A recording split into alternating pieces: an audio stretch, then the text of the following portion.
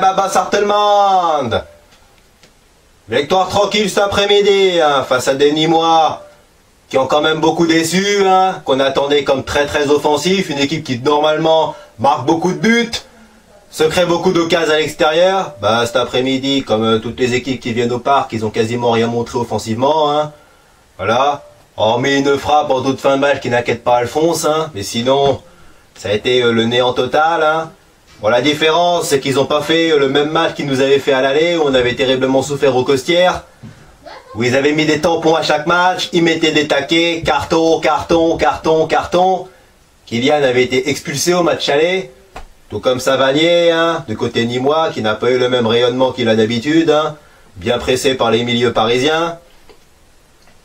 Mais sinon, dans l'ensemble, les occasions on les a eues, on gagne 3-0, mais il faut quand même préciser que si on n'avait pas autant vendangé, notamment Kylian, le score aurait pu être beaucoup plus large. Ben oui, puisque durant la première demi-heure, il s'est quasiment rien passé. On avait le ballon, on n'arrivait pas vraiment à se créer des occasions, les Nîmois étaient bien en place. Jusqu'à ce qu'on arrive à la 32e minute, la première grosse occasion c'est Kylian qui l'a, bien servi par Verratti, but sur Bernardoni. 3 minutes plus tard, Kylian marque un premier but, refusé, pour une position de hors-jeu qui est quand même bien limite. Juste avant la mi-temps, il marque un deuxième but. Cette fois-ci, il y a un corner. Thiago Silva reprend la tête, le ballon n'est pas cadré. Mais ensuite, après, Kylian, joue là comme Maradona. Bon, Maradona, pas dans le sens technique et improvisation, mais plutôt dans le domaine main de Dieu. Puisque, ben voilà, Kylian marque de la main. Bon, la main, elle est flagrante, Mais contrairement à El Pibe et De Oro, cette fois-ci le but il était logiquement refusé. Et bon, entre ces deux buts refusés, Nkunku a marqué. C'est une balle de Verratti, qui s'emmène bien le ballon et va aller battre le gardien. 1-0. En deuxième mi-temps, il n'y a plus qu'une seule équipe sur le terrain, la nôtre.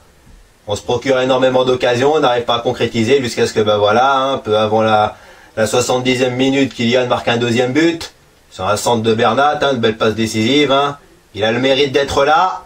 Ben oui, parce que même sur un centre en retrait, le but il n'est pas marqué non plus, parce qu'on en a eu, des bons centres qui n'ont pas trouvé preneur.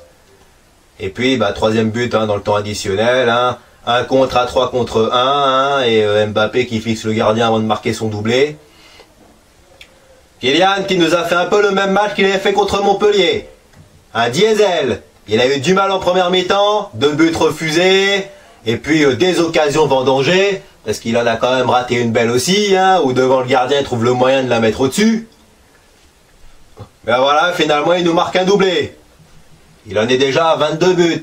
Et ça continue comme ça, ce sera Joula comme Zlatan, il va arriver à 30. Voilà. Par contre, j'ai bien aimé aussi le match de Choupo-Moting. Une fois n'est pas coutume, quand on sait, vous avez l'habitude, je le casse à chaque fois. Là, pour une fois, il a été bon. Bonne technique, des bons appels, mais surtout des bonnes passes. Mais malheureusement, son compteur reste bloqué à un but, marqué à Rennes au mois de septembre. Et toujours désespérément inefficace dans la surface de réparation. Mais à défaut, pour l'instant, au lieu de marquer lui-même, il essaye plutôt de faire marquer. Il est plus pour l'instant un passeur qu'un finisseur.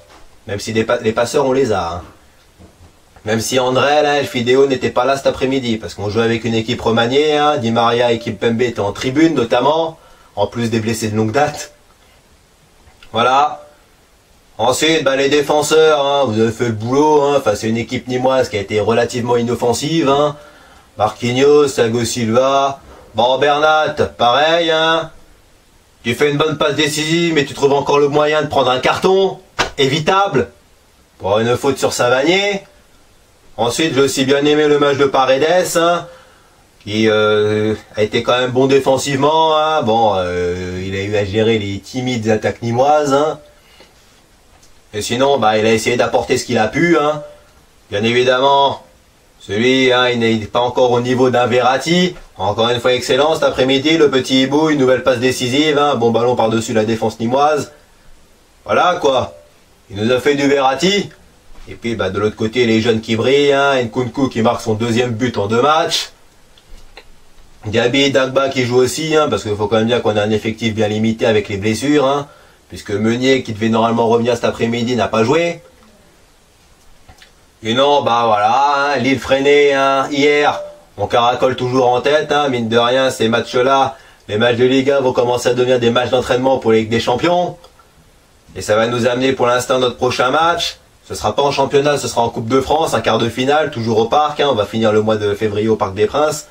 Contre Dijon, une équipe dijonnaise mal en point, puisque bah, hier, ils ont perdu 1-0 contre les Stéphanois. 1-0 sur un but de Subotic. Alors, on a les moyens pour passer. Suffirait juste d'être sérieux, tranquille, mais surtout ne pas vendanger. Parce que là, c'est un match de coupe. C'est pas le championnat. C'est pas la même musique, il y a une qualif en jeu. Hein, et pour les demi-finales, on pourrait peut-être retrouver les Lyonnais. À condition qu'ils se qualifient aussi, parce qu'ils doivent jouer des Canets qui sont mal en point. Bon, sur ce, vous avez été très bons cet après-midi, vous avez fait un bon match, hein, 3-0, rien à dire.